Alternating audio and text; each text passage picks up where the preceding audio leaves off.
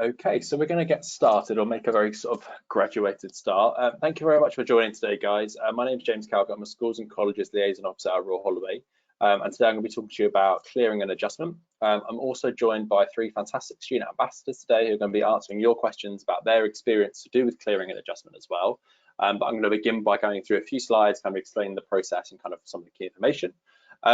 Before we kind of get started, I just want to check that you can all actually hear me. So on the right hand side, you should have a chat function, depending on kind of what device you're using and stuff, but you should all have the chat function that you can use. This is where we're going to be answering, or where you'll be able to ask questions, and we'll answer them from the chat. And I know some of you did some pre-submitted questions as well, which we're going to get to also. So if you're able to, in the chat, first and foremost, A, to test that the chat works, and B, to test that you can actually hear me today. Please just pop in the chat yes or no whether or not you can hear me. I'll carry on speaking to fill a bit of room so you can kind of still carry on writing, but hopefully you can all hear me. I'm starting to see lots of yeses, which is very good, very positive, excellent, cool. Okay, right, I shall move on then. So as I said, how today's going to work, how the session's going to work itself. So I'm going to talk about what clearing adjustment is. Kind of what the process is, what does it actually mean, what are these things. Hopefully if you're coming to a clearing adjustment presentation, you may already have a bit of an idea about what these keywords mean, but actually you may also be here because you haven't got a clue and you want to find out more, which is also excellent. You kind of have found us today and you're going to be able to listen to the session and hopefully get lots of information from it. We're then going to talk about how to prepare for results day, so how best to kind of get ready for results day, whether things go kind of as you want them to or if things might not go exactly the way you want them to. We're going to talk about how you prepare for that kind of in both scenarios. I'm going to give you a few general tips and timelines kind of on how it's going to work and the key dates and stuff like that. And then, as I said, we're going to hand over to the question and answer session. If you do have any questions throughout the session, whether they're technical questions or just general questions you want answered, my fantastic colleague Ellen is in the chat as well for us today, who's going to be able to answer any of your questions in the chat or any kind of issues that you're having in the chat. She's kind of there to give you that help and advice. So if anything comes up while I'm presenting, please feel free to drop it in the chat. Ellen will be able to reply to you. As I said, we're going to hand over at kind of after maybe 15 or 20 minutes of me talking about kind of the presentation and kind of the content. We'll hand over to our ambassadors and we'll start answering some of your questions. But as we're going through, if you have any questions that come up, do pop them in the chat. And I said we'll get to them once I've gone through the main content for today. So what is clearing and adjustment? What is kind of the theme or the topic area that we're talking about today? Well, clearing, first and foremost, is for students not holding an offer from a university. So basically, clearing is a service that's run by UCAS for students that haven't got an offer from university, whether that's because they didn't apply to university, because they didn't get into their firm or insurance choice, or because they weren't made an offer in the first place. Clearing is kind of for students that want to explore different options or are looking for a place at university. Gives you a chance to take up places that are available. So usually there's lots of courses that are available in August time after results day, or kind of building up to that, as universities are trying to fill spaces and aren't able to confirm numbers until results day, and they know exactly how many students are going where and how many students are going elsewhere and stuff like that. So this gives you a chance to take up other different offers that are available at universities, and in some instances with lower grades than they perhaps may have advertised to begin with.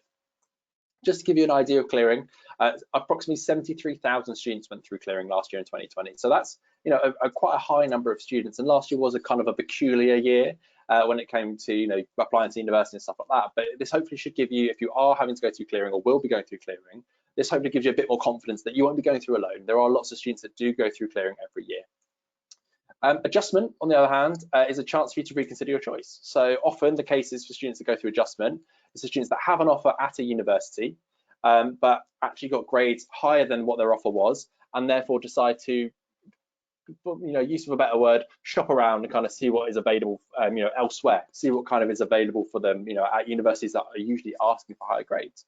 It could also give you a chance to change your mind. So if you decide, for example, that you put down one university as your firm and you've had your place confirmed, but actually you decide you want to go elsewhere, you may go through adjustment or clearing to kind of decide to go elsewhere.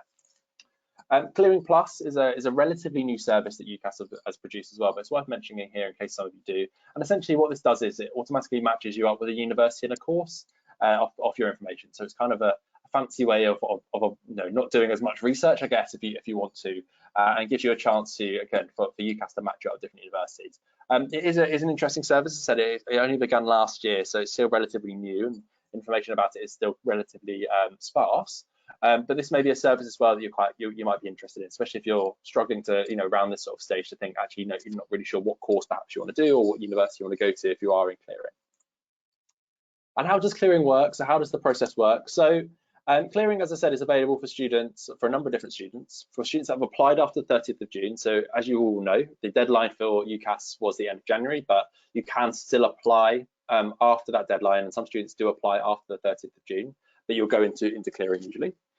Students that didn't receive any offers in the first place or didn't accept any ones they had, so you may have had offers, but you didn't actually want to go to any of the places that you had offers from, so you didn't accept any of those offers.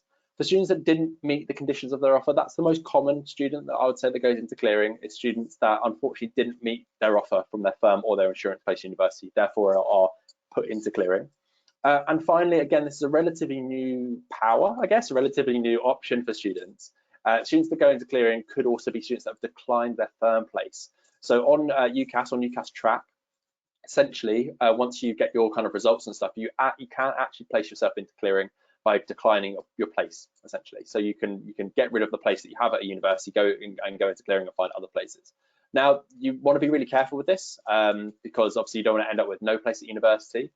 So my advice would be, if you do have a place and you're calling around places to see what's available in clearing and stuff like that you get a verbal offer first from a university before declining your place, because once you've declined it, you can't then go back and undo that. So it's worth kind of really considering, if you do have places at university, whether or not you're going to move off and try somewhere else. UCAS track will tell you if you're in clearing. You don't have to kind of come up with that yourself. UCAS track will inform you of any changes. So if you haven't met the conditions of your offer, for example, or anything like that, it will tell you.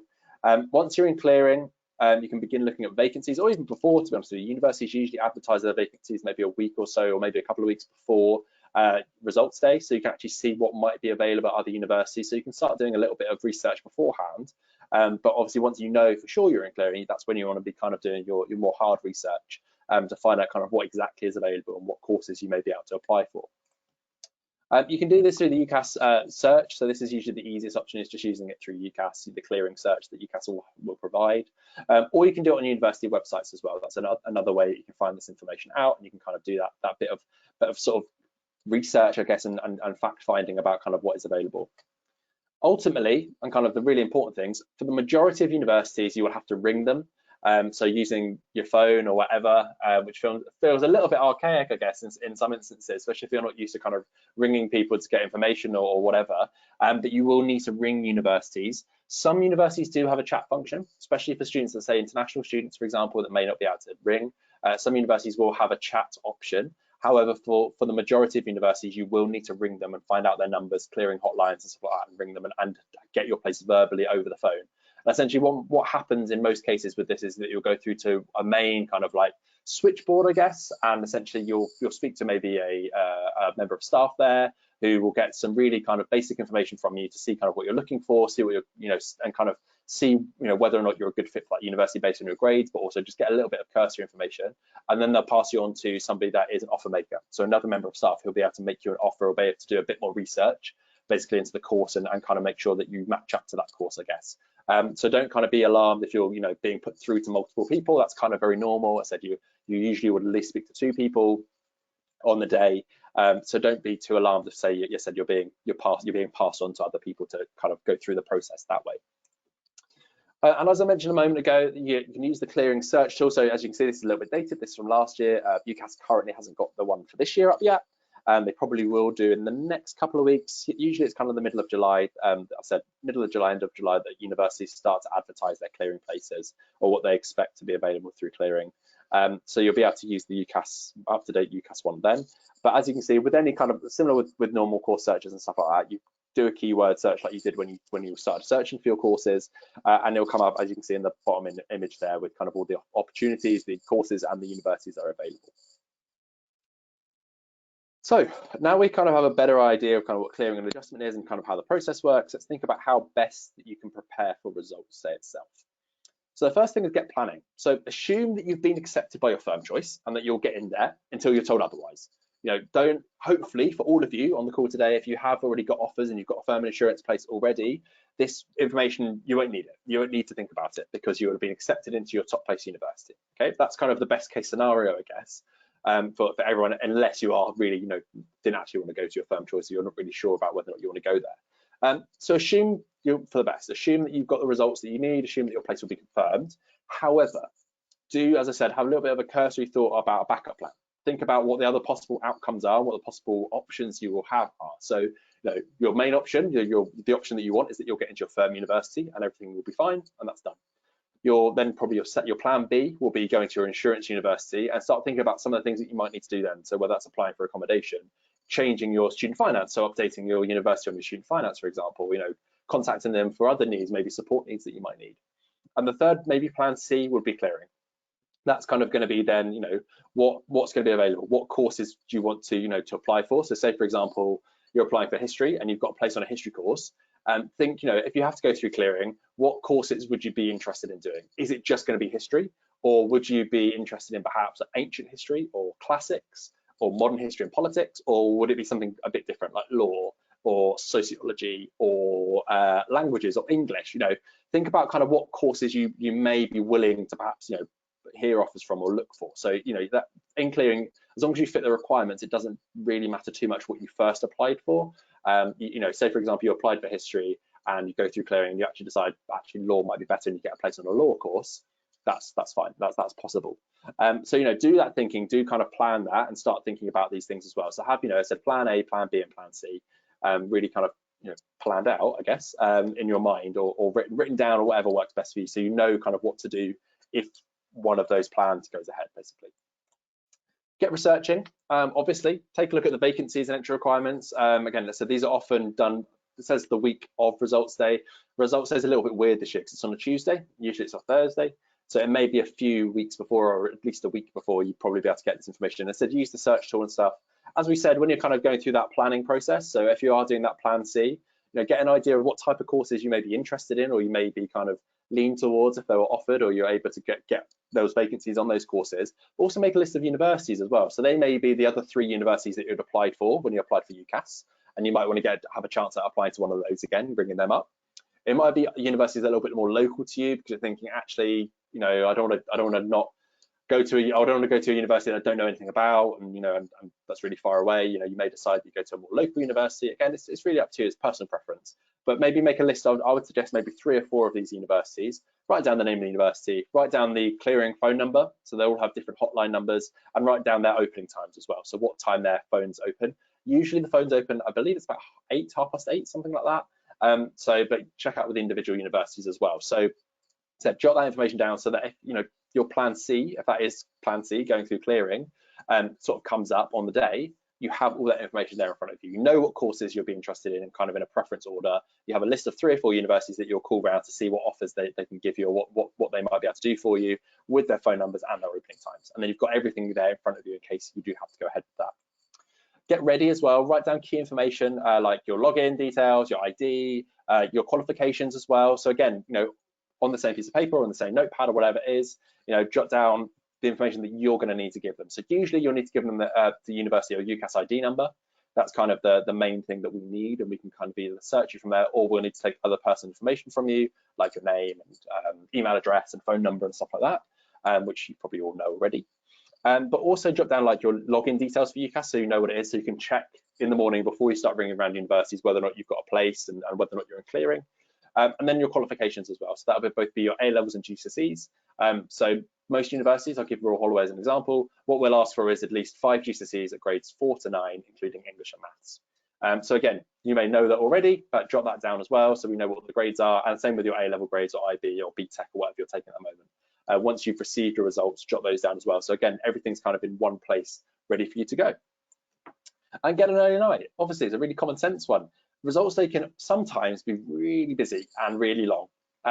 It can be really joyous, as hopefully it will be for all of you. Get the grades that you want and expected, get the place at the university that you want and expected. That can also be tiring because you're doing lots of celebrations, ringing people and telling people where you're going. I don't know, posting Instagram posts and Facebook posts and tweeting about it, and I don't know, doing a TikTok about it or whatever it's going to be for you. Celebrating your success as you should.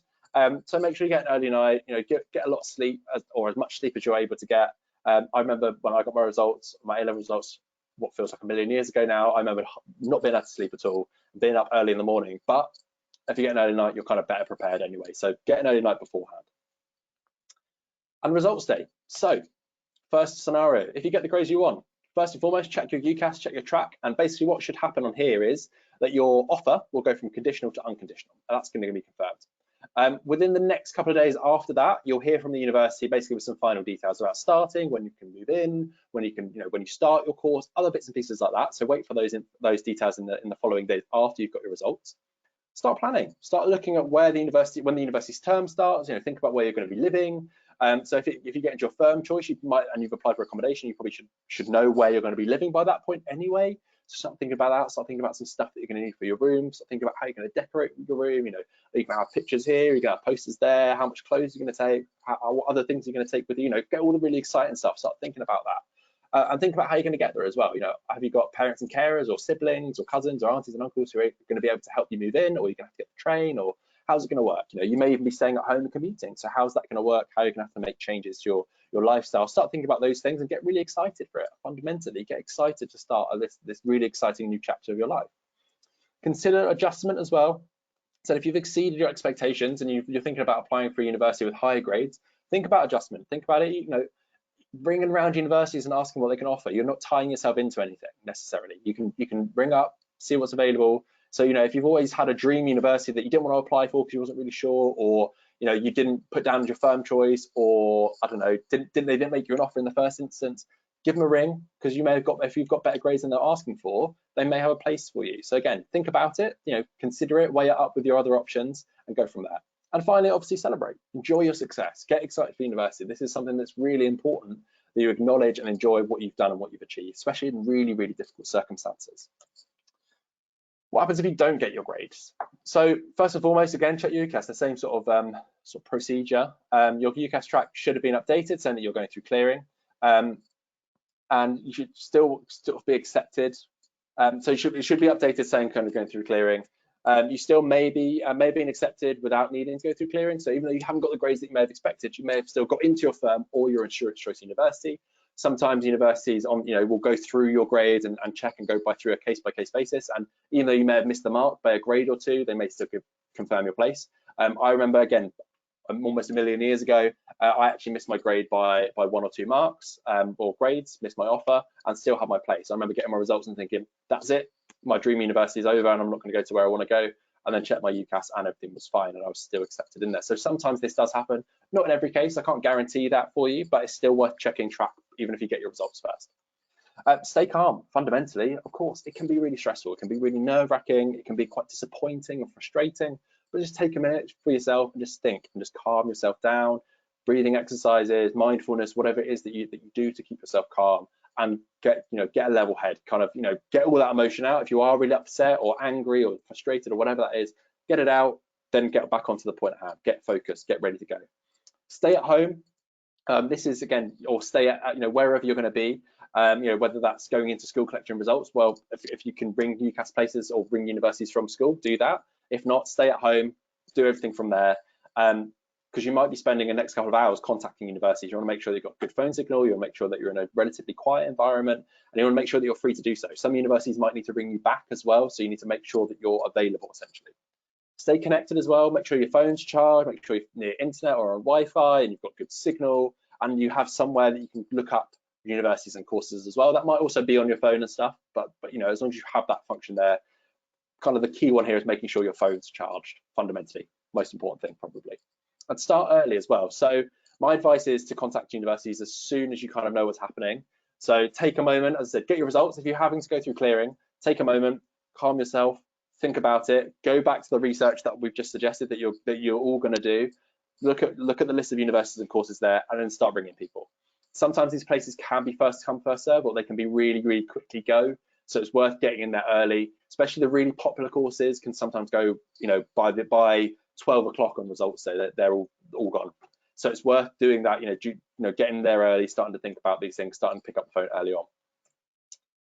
So what do you need to do? What's kind of the process of what you're going to be needing to do if you do need to go through clearing on the day? So first and foremost, you need to find a course. You need to find a course at that university that you're going to be looking to apply to or get onto. You then need to call the university, really simply, have a conversation with one of the offer makers or the members of staff on the other end of the phone. And then add, if you have decided on, you've been offered a clearing place and you want to go there, you then need to add that choice to your UCAS track. So once you're in clearing, it'll all be clear on your UCAS track. But once you've been made an offer, verbal offer, the university then usually will confirm that over email, but usually you don't have to wait. You can usually just add that anyway. And basically on the UCAS end, you would have added that in, and then on the university end, we'll go back to and accept that and make sure, yeah, we've made you that offer and we have evidence that we made you that offer, and we click through it, and we may ask for certificates or whatever, but usually if you've put everything through UCAS, we can get it all from there anyway, and then that's you done. If you're not made an offer, basically you might need to redo these first two steps. It might be a case of finding the course, ringing the university, finding the course, ringing the university. As I said, if you do a bit of prepare beforehand, do a little bit of research beforehand and see what's available, you might not need to be going straight back to the drawing board every time. If you've got a list of courses that you may accept and you've got a list of universities you'd quite like to go to, you can basically just go back to your list and keep picking up the phone, keep picking up the phone. So what else do you need to do? First and foremost, you need to think about your options. So we're saying, get in early, think, really call early, get on it straight away, but do take time to think about things. Do take time to consider your options. This is both for clearing and adjustment. With clearing, you might think that you have no other option. You're just going to have to accept whatever's given to you first. But I think you might be surprised actually at the amount of offers, the amount of opportunities, the amount of courses at different universities that will be available to you with whatever grades you receive.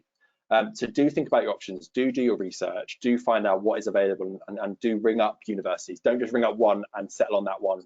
Don't just ring up one university and say, oh, you're going to make me an offer, great, okay, cool. Do ring around, see what's available. I said, if you have a list of universities that you're interested in or you'd quite like to go to, ring them all. Even if the first one offers you a place, bring them all, then you can decide. If you've got offers from all of them, you can then decide on what you're going to take and what you're not going to take. Do your research, like we said, take some time beforehand to research the university and the course, not just kind of the nitty-gritty kind of drier stuff about like course modules and assessments, which is also really, really important. Do that research, but also make sure that you feel like you're going to be happy at that university. There's enough there for you, like you would have done when you applied to university in the first instance. And you applied there and did all your research. Do the same level of research, but obviously in a smaller period of time. Ask advice, really important. You might be struggling with conflicting ideas. You're not really sure what you want to do. You're a bit frustrated, as I said, and disappointed, maybe upset because your plan A didn't go ahead or plan B didn't go ahead. So speak to teachers, speak to family members, friends, get advice. Especially teachers and family members. They're usually the people that, especially family members are the people that know you best. Speak to them, see what they have to say, and go from there. You don't have to necessarily do what they're telling you, but it might be useful having a wide spectrum of thoughts.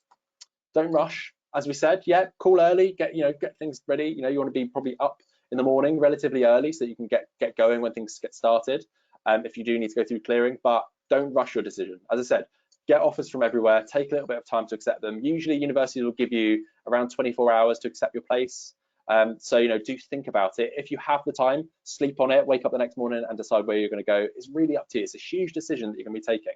This isn't just I need to get a university place and quick. This is the next 3 years of my life that I'm making both a huge investment in my time and money in. So really do take your time and think about it. Don't necessarily rush to your decision. And finally, fundamentally, and the best thing that I can really give you advice-wise is make the right decision for you. Again, when you apply to universities in the first instance, this is probably the advice there. If you came to any of our webinars or we came and talked in your school or college, whatever like that, this is what we would have told you. We would have told you to decide on your course and university on what's best for you, on what's right for you. Clearing's no different, adjustment's no different. Make the best decision for you. So what about adjustment? So we talked a lot about clearing, let's talk about adjustment. How do you decide what's best for you? So the service available for students, as I said, that exceed the conditions of their firm choice universities. This gives students a chance to find an alternative university as well. And you can register for adjustment via UCAS, and then you need to call universities as well. And how do you make the best choice for you? So first and foremost, ask yourselves the first question: are you happy with your firm place? Are you happy with where you're going to be going? If it's a yes, don't go through adjustment. You don't have to. It's really up to you. We do have, I believe, a student ambassador on the call who's going to answer your questions who went through adjustment.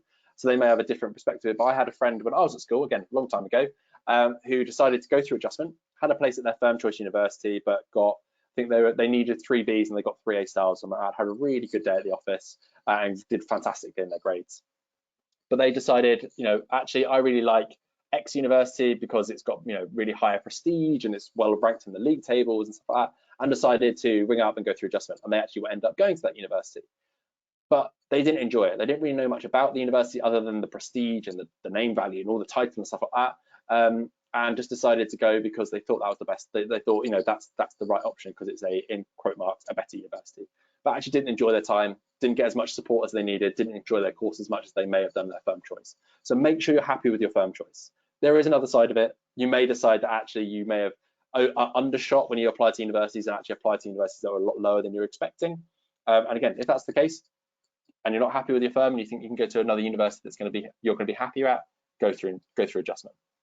What courses in universities are available through adjustment? You know, you want to think about things like accommodation. You want to think about, you know, what's that going to be like? You know, you're going to have to reapply for accommodation. You might not get as much of a preference over that. So again, it's lots of things to consider. And finally, will you be happy with a new course and a new university? Are you going to be as happy as you would be if you went to your firm? Again, it's really hard to tell. You can't look into the future and work out what's best, but you may be able to know yourself and work out kind of what's best for you. Again, you don't have to go through adjustment. It is an option, and we do recommend it if you know you feel like you can go, you want to go to a university asking you for higher grades, but it's not, you don't have to do it necessarily. So a few tips and timelines. So we've given a lot of tips, but a few final kind of summarizing tips. Don't worry. You know, easier said than done, I'm sure, and some of you may be laughing at the fact that we've said don't worry about having to go through clearing and X, Y, and Z. But I do mean it. Do take time, as I said, do take a little bit of time. That could be an hour, that could be 2 hours, just to calm yourself, consider your options, really plan out what your next steps are going to be. You know, whether that's on the day of results day or before results day, because that the more prepared you are, the better you're going to feel on the day. You may still feel disappointed, you may still feel upset. But if you then have a game plan in place, you're ready to go and you know what your options are, then you're going to feel a lot better about it. Be quick, it's kind of conflicting advice, but again, you have time to, you know, take an hour, take half an hour, whatever it is, to consider your options and then call universities. Said you don't necessarily have to accept your offer straight away. You get a verbal offer from a number of universities and then accept your offer, whatever you want to go to. So we do say be quick, as in do call universities quickly and early on in the day. Especially if you're applying for a really competitive course, but also obviously give yourself a bit of time as well to think about it and whatnot. And that's where be prepared comes into it. Be prepared with all your information, be prepared with kind of, you know, what's available and what you know already is going to be available and stuff like that, and where you might consider going to, and be flexible. As we said, you know, you may have applied for one course, but there's a course that's very similar that's slightly different that you may think, oh, actually I could do that. I think I might enjoy that. Said, if you have multiple different courses, you know, maybe even if that's just one other course than the course that you applied for that you might consider going on to, that might be a good option. You may also be able to talk to an academic from that department on the day as well. So some universities will have academics there and you'll be able to be put through to them and they'll be able to talk to you about the course and give you a bit more information as well. And think it through. Like we said on the few slides ago, this is a really big decision. Do think it through. Make sure you're happy with what you're deciding to do and go from there.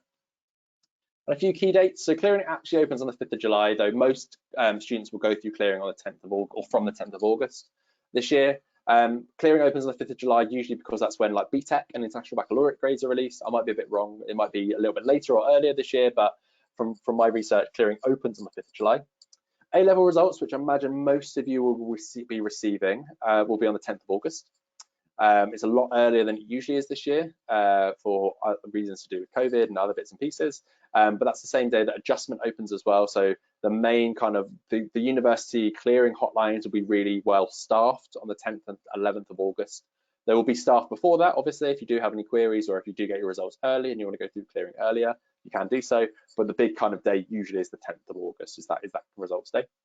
Adjustments only open for a really short period of time. Adjustment closes on the 18th of August, so you have a really quick turnaround for that. So again, that's something to consider.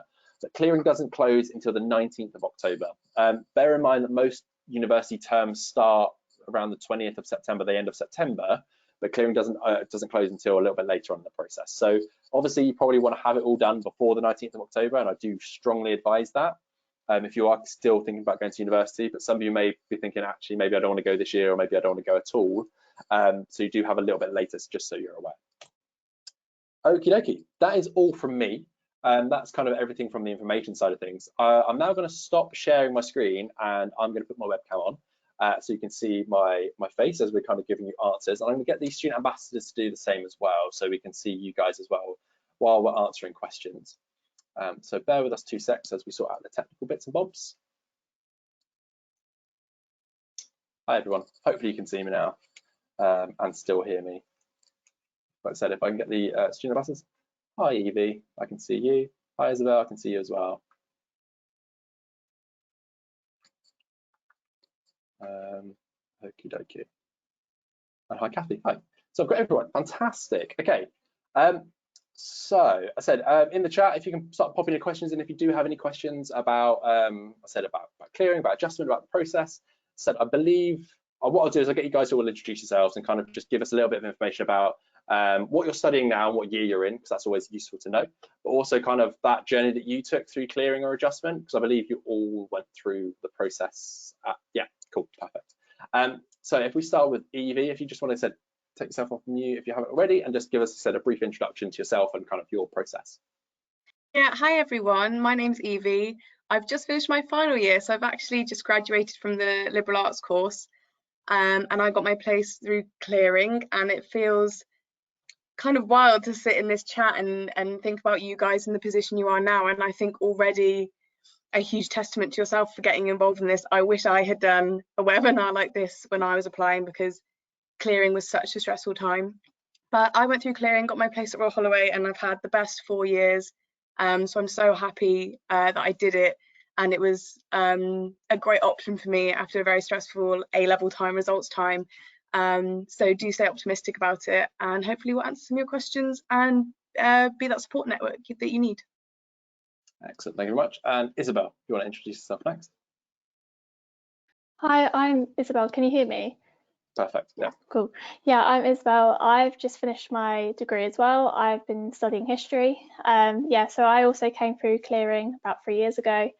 So yeah, I wish I went to something like this as well. I wasn't as prepared as probably I should have been. But yeah, like Evie said, I've had really the best 3 years here.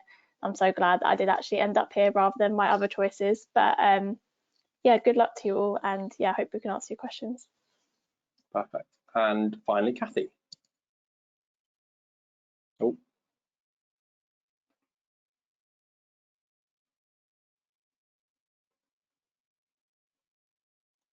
Bear with us 1 second.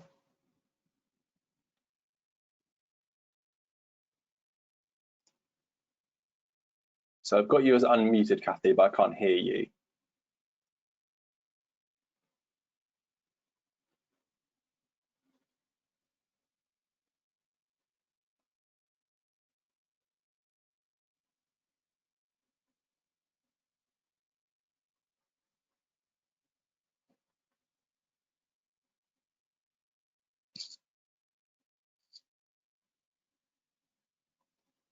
Okay, just bear with us 1 second while there's always technical glitches on any of these things. You know, we never, yeah, no problem, Cathy. Yeah, if you quit and rejoin, that'd be great. We'll start in vain anyway, and when Cathy's rejoined us, we'll get Cathy to introduce herself. So we've had a few pre-submit questions. We've had a couple of questions come through the chat as well. A few questions that aren't necessarily about clearing and adjustment anyway, but we'll still ask them because obviously we've been asked them anyway. But what I'm going to ask first is one that we had pre-submitted.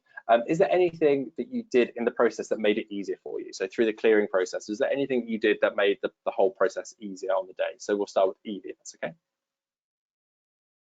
My number one thing was having my sister around. She'd been, well, she was at university, because I have to be honest, I did not prepare for clearing at all. So I'd woken up, got my results, had a bit of a panic, had a bit of a cry, and then thought, oh gosh, I don't know what I'm actually meant to be doing now. And having someone that was level-headed around me and could help me through it was the most crucial thing. And still, I'd say to my sister now, you are the reason that I managed to get a place through clearing, because she was so calm, so helpful throughout it all.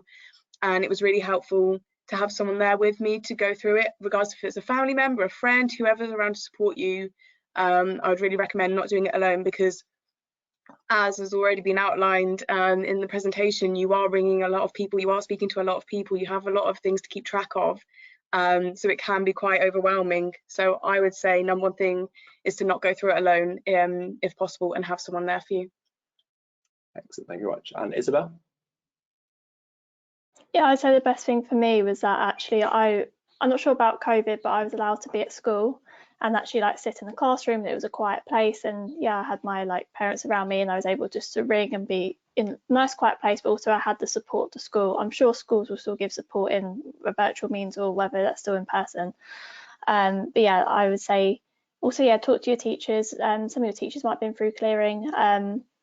also other students as well, like even just other people in your year group. I think when you go through clearing, you feel like you're alone and like you're the only student going through it, and that's totally not true. So yeah, if you can maybe be in your school, your college, or whether that be, yeah, have support around you, and yeah, be in a quiet place. It can be quite overwhelming. Yeah, have all your documents, have everything in front of you, and that will just really help.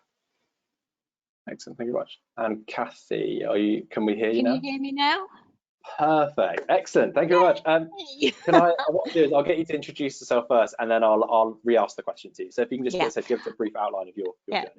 Okay, well, I'm Cathy, and I'm in my second year doing politics and philosophy. And I had an interesting journey into Royal Holloway in that I knew when I walked out of doing my A-level maths that I had flunked it. It was the only qualification I needed on top of the ones I already had, and I knew I'd blown it because I'd been taught the wrong thing. But my experience with Royal Holloway was that I didn't have to actually go through clearing or adjustment, but they made me an alternative offer. And they also made, and one thing we haven't mentioned, is they made me an offer of doing a foundation year, which is really, really excellent if you've got time. And unfortunately, I didn't, because it gets you into university. You have all the benefits of being at the university, but it enables you to get yourself to the level so that you can cope with university work, whereas you might not be able to because of the way your A levels turned out. So that's another thing I think people should consider. The foundation year that your Royal Holloway offer is absolutely brilliant, and when providing you pass that, you are guaranteed a place on the course of your choice the following year. Excellent, and it's a really good point. You're right, we haven't touched on it. It's also an excellent segue. This wasn't planned. We actually have a webinar tomorrow about foundation years and about kind of the process around foundation years and how they work and stuff like that. So if any of you are interested in foundation years and finding out more about that, it's actually Ellen who's on the call as well today, who's delivering the session about foundation years as well. So thank you for raising that, because it's a really good point that I neglected to mention. Perfect.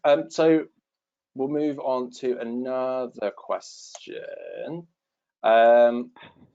This is a little bit separate from kind of the general clearing stuff, but it's kind of still important anyway. And kind of you touched on a little bit, Cathy, with the foundation year and stuff. But how easy did you find the transition from high school to university? And how easy was it to create new friends and that type of stuff? So we'll go in the same order. So if we start with Eevie, and we'll kind of go around that way. Yeah, so I actually did a year in between college and university. That was one of my personal points that I had to consider with clearing as well, what universities would allow me to defer my year, as I'd already factored into my UCAS form and had to kind of stick to it. And just a brief side note, a lot of universities were offering me a place without giving me the option to defer. So I had to kind of stay strong in that I knew that I wanted to defer, not get carried away with the offers I was getting. But for me, transitioning to university, it's strange, but I feel like because I'd already done a year out of education, a year of, like, I don't know, maturity or independence or working, I didn't find it that hard. And for me, making new friends and getting involved with people and finding contacts was just getting involved in as many things as I possibly could, and being a bit brave and pushing myself out of my comfort zone. And making the effort with people. I think obviously friendships work both ways. So if you meet someone that you like, you can always make the effort with them and reach out to them. You don't have to wait for people to come to you. So I'd say, yeah, get involved with as many things as you can and make the effort with people. Wonderful. And Izabel? I think that was one thing I was pretty worried about. It's like, oh no, am I going to make friends? But everyone's in the same boat. You turn up on like your first day or whatever, and everyone wants to make friends. Most people don't. Majority of people don't know each other, so you're all in the same boat. Like Eevie said, just try and get involved in as many things as possible.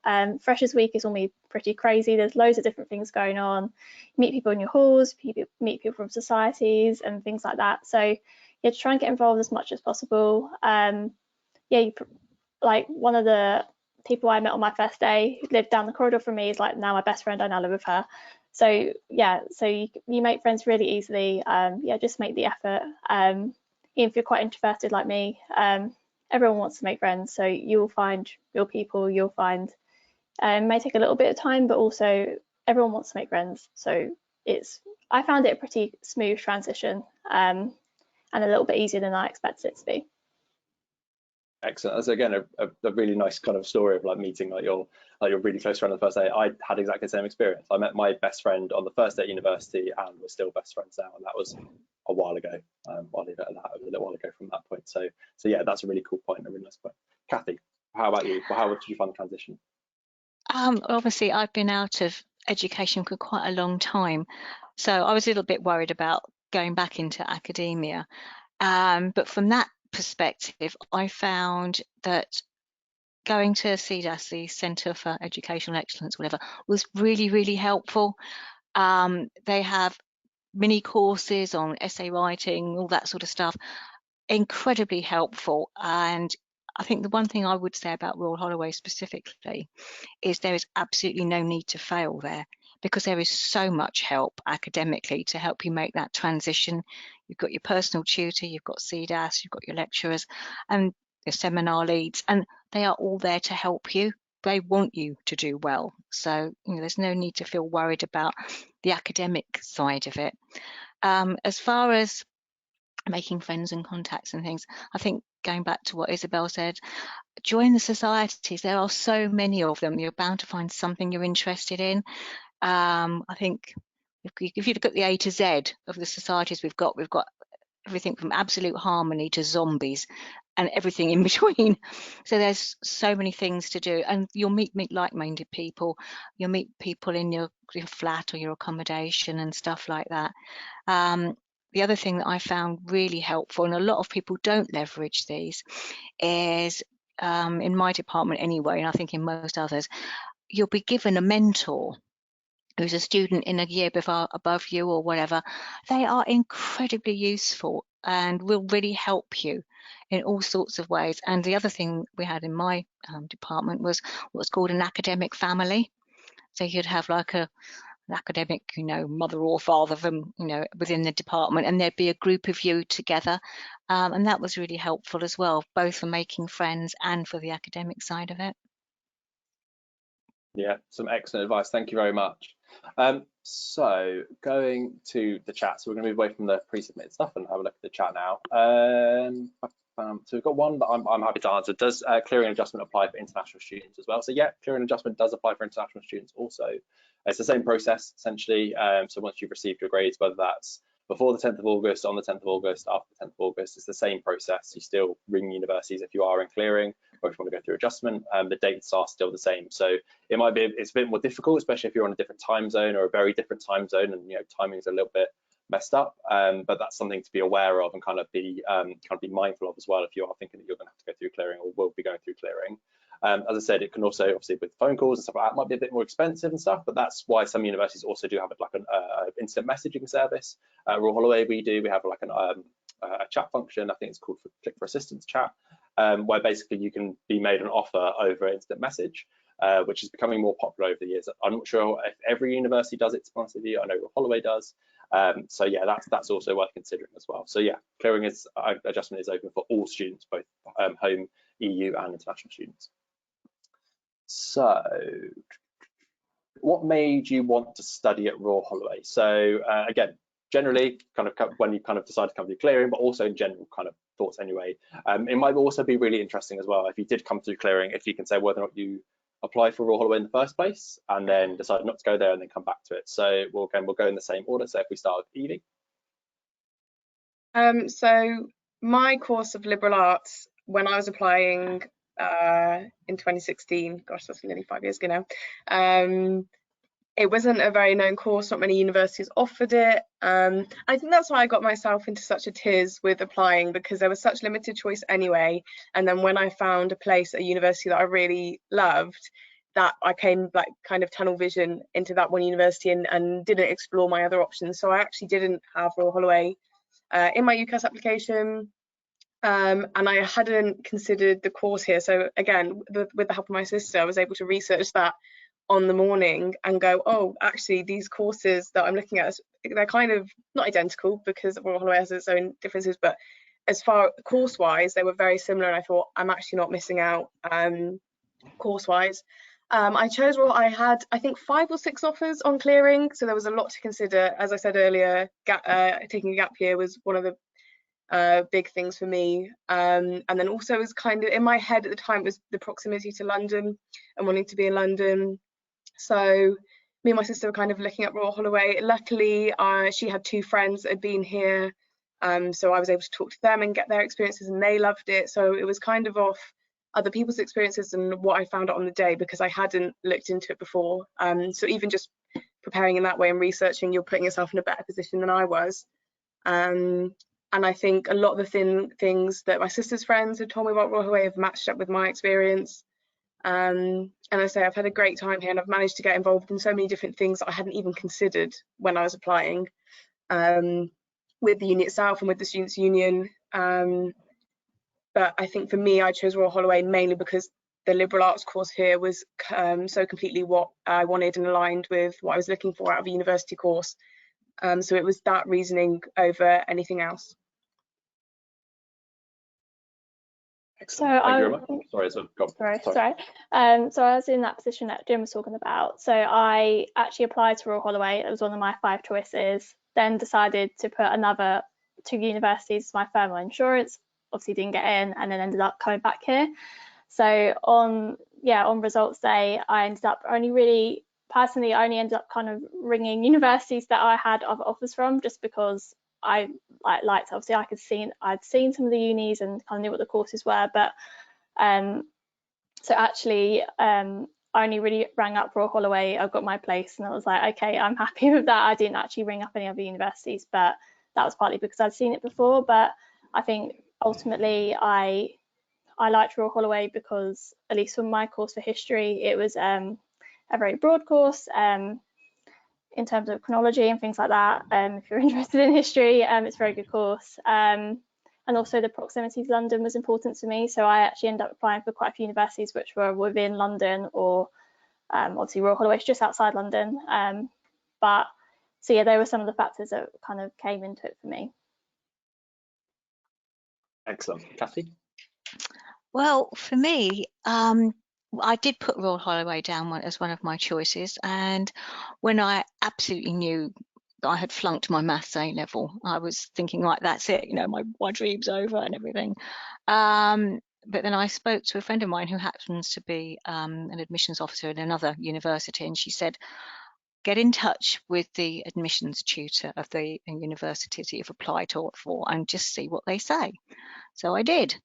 Took me all morning to write this, like 5-line email, but anyway, and it was really interesting. None of the other universities bothered to answer me or anything, but I got a reply from the admissions tutor for my course at Royal Holloway, and he was absolutely brilliant. And I felt, even in the original offers, that Royal Holloway treated me as a person and not as a number, because all the other universities, I just got a bog standard offer from them. They didn't take into account the fact that when I did my A-levels, A stars didn't exist. So even though I got really good A-level grades, I was so many points down because I was on an old grading system. But Royal Holloway actually took an interest in me as a person and not just as a number. And my experience since I've been here is they're absolutely fantastic. I've had a wonderful time, and I've got another year to go, and really looking forward to it. That's really nice to hear, and I think that's such an important point. This kind of where the advice of really thinking about it and thinking about your options come from, because you do want to feel valued and you do want to feel part of something, feel part of that university community. So it's really nice that you've had that experience and that you've been able to share that with us as well. So let's have a look at other questions. So we've had another one about international students. So do we have to be in the country to apply for clearing adjustment? No, you don't have to be in the country necessarily. As I said, as long as you call up or use the instant messaging service for clearing and stuff, that should be fine. And it's the same with, we had another question about accessing clearing online, if it's different in other countries. Again, it's all through UCAS. So even though you call the universities individually, the process itself is still through UCAS. So if you apply to university through UCAS, which I imagine everyone you would have, even if you're an international student, you basically call from there, and you can update your UCAS through that process as well. So so you have that kind of option for that as well. Can I use clearing to get into a course that's completely different from the one I applied for if it turns out that I meet those requirements? I'm happy to answer it unless anybody has any comments. Fine, that's cool. So yeah, you can basically. So as long as you meet the requirements, that's fine. So as I said, kind of in the presentation, I kind of touched on it a little bit. If you were, say, for example, you had a place like on law and you didn't get in, but you decided actually you go through clearing and you wanted to study history. I always use history because I did history, so I always use that example. Izabel also has a great choice, clearly. So yeah, you can decide kind of what course that is. As I said, as long as you meet the requirements and you meet whatever that offer is that they're making you at that time. As I said, this is another really important point to make as well, is that the offer that's made through clearing might be different to the offer that the university may have made to begin with. Some universities drop grades slightly, so you may have, if you applied to UCAS, you may have been made an offer of 3 A's, but through clearing it may be AAB, for example. Some universities go up, which is, yeah, that happens sometimes as well. So through clearing it might be that, or through normal process it might be ABB, but they're going to up the grade to AAB again. So it's worth doing that kind of that real bit of research and seeing kind of what's out there and seeing what's available and what those courses are. So that's where kind of where that preparation sort of really comes from as well. Let's have another look. So I've had a question about a personal statement, which is very interesting, considering the topic for today. So I'm not sure whether or not this person means, so the question is, how does the personal statement affect your application? When should we start writing it? And do you have any tips for us? So I'm assuming, and please correct me if I'm wrong in the chat if you did ask that question, that you're in year 12 and you're looking to apply to university already. I'm happy to answer it because see if we can answer anything, and hopefully you guys may be able to give a bit of insight and a few tips into kind of the personal statement writing process, even though it may have been a little while ago. But how does the personal statement affect your application? I'll answer very quickly. So universities look at usually 3 key areas. They look at your education history, so look at your GCSE and A-level grades, look at your personal statement, and they look at your reference. So most universities, every university has a different policy on it, but most universities will consult your personal statement. Say, for example, the offer is 3 Bs and you're predicted to get 3 A stars. The university may have a cursory glance and kind of flick through your personal statement, but they still will read through it. But usually if, say, for example, you're predicted to get ABB and the offer is ABB, the university will then consult your personal statement and your reference, usually in full, and then make an offer from there. So that is quite an important element of your application process. It is really important to take it seriously and to spend time over it. And that's usually we recommend that you start writing that if you are kind of in year 12 from like now onwards. UCAS closes in January. If you're applying for medicine, dentistry or veterinary, or to Oxford or Cambridge, that closes in the middle of October. So you want to give yourself as much of a head start on that. And we do have loads of stuff on personal statements, load of content on personal statements on our website, and I'll share the links with you at the end in a few moments with a few more details about that. But do you guys have any tips on writing personal statements? I feel like I put you on the spot a little bit. But Evie, have you got any tips about personal statement writing? I would just reiterate what you've already said about giving yourself time to do it.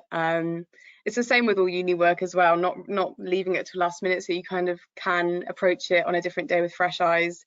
Get friends to read it, get any family members that have been through university or know you well to read it, because sometimes you miss things that other people see in yourself, and you might overlook certain things that you've done or that in your personality that others will be able to help you and guide you with. I'd also, this is a bit of a niche one, but again, my course was very unknown and new in a lot of universities, so I actually had to go through several stages as well as a personal statement to get an offer.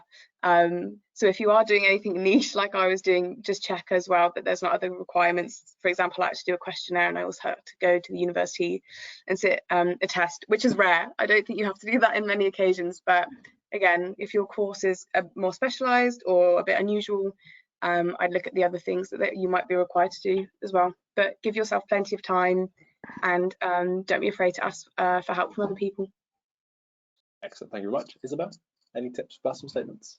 Yeah, so I started writing mine over the summer holidays between year 12 and year 13, and I finished it. I done my first draft then, so I like handed it in September when I first went back to school, which I'm so glad that I did, because basically I got a lot of help from teachers because a lot of other people hadn't done it. The majority of people in my year hadn't done it, so I got a lot of help. So I'd really recommend doing it as early as possible because teachers are more willing to help you as well with it. check over it. And also it's one of those things where you are going to have to do multiple drafts, so your first draft isn't going to be perfect. So yeah, you don't want to leave it to last minute to do it. And also the earlier you can get it done, the better as well, because I found that kind of transition from year 12 to year 13, I was doing A levels, I found it was a little bit of a jump. It gets a little bit intense. You have other things going on, maybe some coursework and more like homework and things like that. So yeah, the earlier you can get it done and just submit it, and you know, you can kind of submit your university application, you don't have to worry about it, and then you can just focus on getting your grades and just, yeah, doing your work and other things. And Cathy, any tips for personal statement writing? Again, I'd reiterate, you know, do it well in advance and get it reviewed. I shared mine with some people I knew who worked at universities or who I respected, and I've got a lot of feedback from them. But stupid things like run it through spell check and grammar check, because it's shocking how many people produce something and don't, and it's just such an easy thing to do nowadays, you know.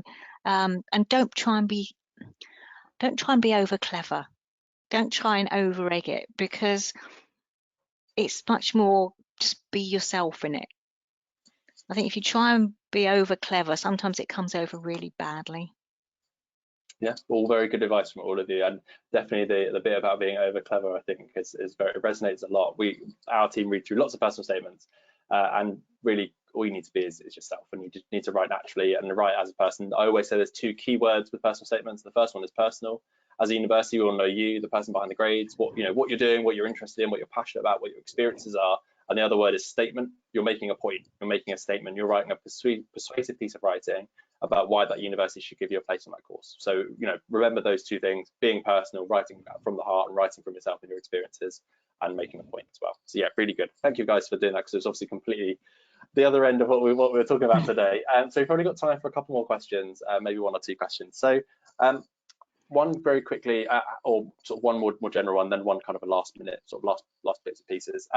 How was the process between getting your offer and starting at the university? So I guess for all of you, how was that kind of process of having your place confirmed and then actually starting on the course? So kind of how did you feel in that space? What did you have to do in that time? Kind of what was that process like? So Eevie?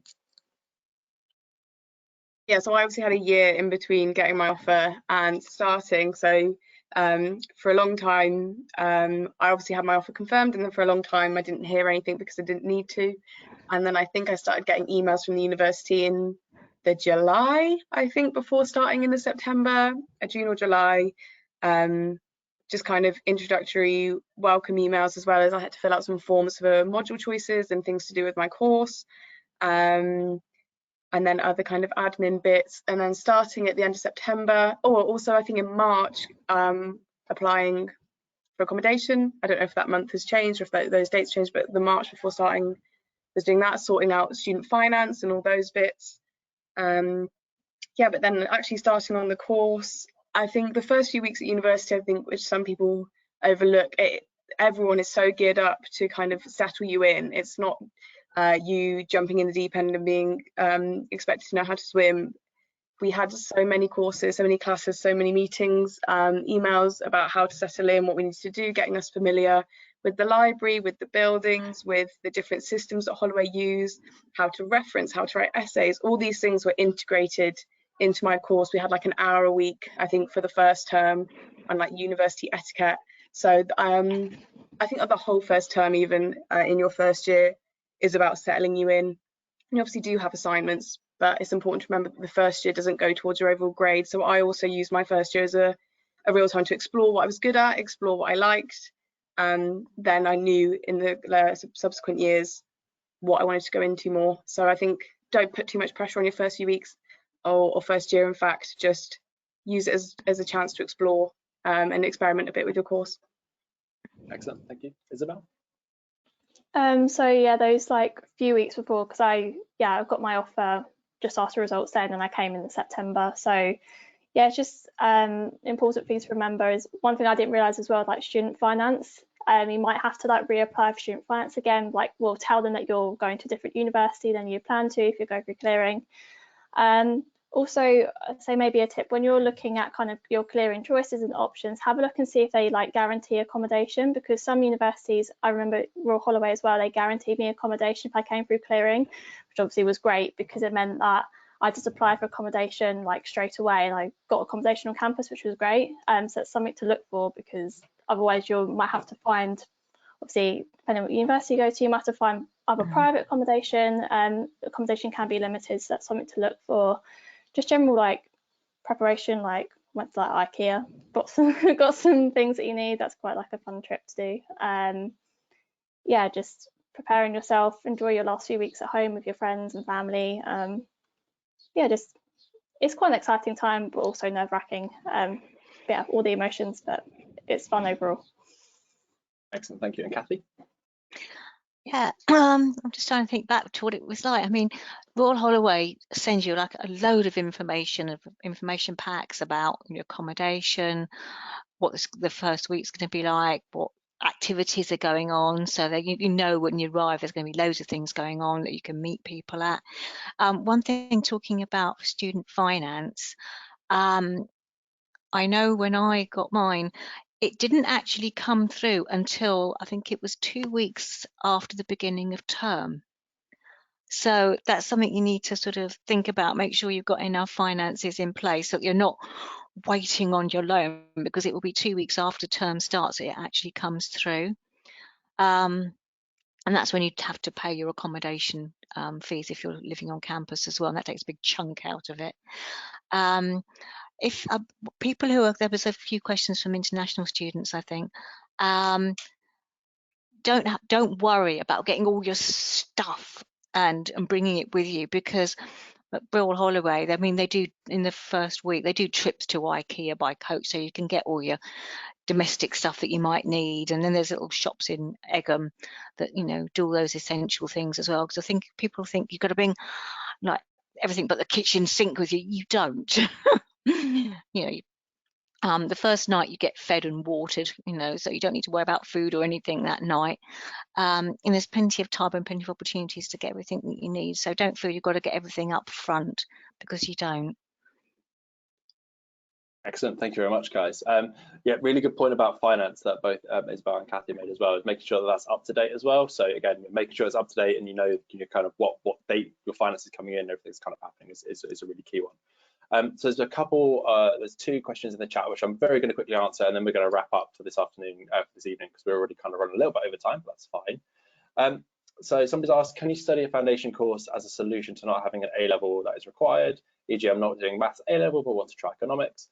So basically, at Royal, every university is different. Fundamentally, is kind of the real key thing here. So every university would have a different policy on this and stuff. So, but we don't specifically at Royal Holloway offer a foundation year pathway in economics. The closest we would do is maths within integrated foundation year. But in general foundation years, usually they have lower admissions requirements, which means maybe there might be no subject-specific requirements. But also our economics degree at Royal Holloway doesn't necessarily require a maths A-level. We just ask for an A or I think it's a 7 or 6 or a 7 in A-level maths, or an A or in GCSE maths, sorry. So we don't ask for A-level maths, we ask for GCSE maths at an A sort of or equivalent level. So again, it's worth kind of considering and looking into that. And the other one was, is it better? Chip in there very quickly? Yeah, of course. Yeah, on the foundation course, because a friend of mine did it, the maths that they do is absolutely applicable to economics and all sorts of research and everything. So it would cover what would be needed, because I know the foundation course isn't like specific for economics or history or whatever. It's a general broad base, which gives you a really good springboard into university life. Yeah, definitely, thank you. And the last one here, so is it better to apply for courses that was related to the original course you applied for when considering going into clearing?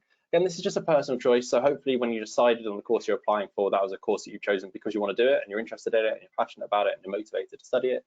So chances are you will stick to that course and that's what you would apply for and that's what you're going to go through clearing and try and get a place on. But again, as we've said, kind of touched on already, depending on what your grades are, what you have, and what the requirements are, you may be able to go onto different courses if you wanted to. So say, for example, you did have a change of heart and you thought, actually, I have all the A levels to do something completely different and I want to do that now, you can, as long as there's a place there and you can fit the requirements. So there's that as well. But again, it's worth going through that decision process and really thinking about that.